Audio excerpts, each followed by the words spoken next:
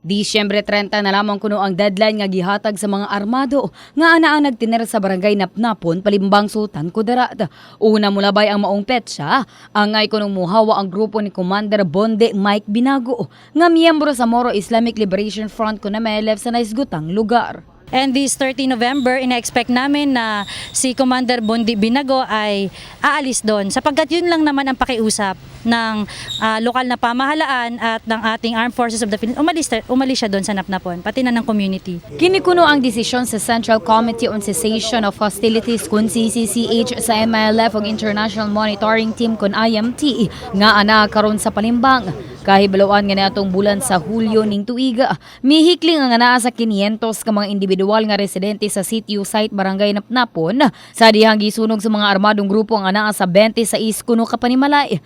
Ang maong panghitabo ang tungod kuno sa away tali sa grupo nilang Commander Binago ug Commander Jock Maulana nga usa ka private armed group sa maong lugar.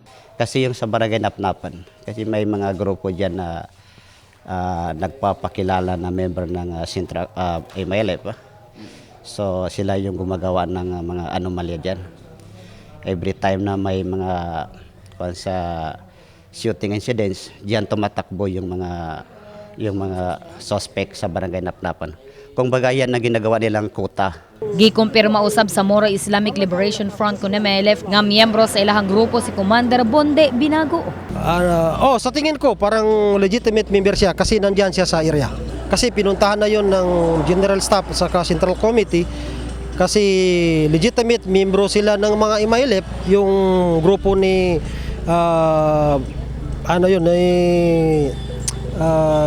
ni Mike. Nasayran nga unta taman lamang Nobyembre 27 ang maong grupo sa Napnapon apan mihatag og tagal nga taman 30 ang Philippine Marines. Dili pa usab masulti sa otoridad kung magpahigayon sila og force clearing operations kung magmagahi paghihapon nga mohawa ang grupo ni Commander Binago. Hihintayin natin ang magiging aksyon ng ating gobyerno pero doon tayo sa mas tama at mas angkop na aksyon na gagawin ng ating Armed Forces of the Philippines. Sa ulahing tala kuno sa mga otoridad, nagatanom na og mga bomba sa maong area ang grupo ni Commander Binago. Samtang nakatagda sa sunod bulan, Disyembre 5, mubalik na ang mga may bakwit gikan sa Napnapon. Sa pagkakaroon na sila temporaryong nanimuyo sa ilahang mga nagkadayang kaila ug kabanay. Abi Lorenzo, Brigada News.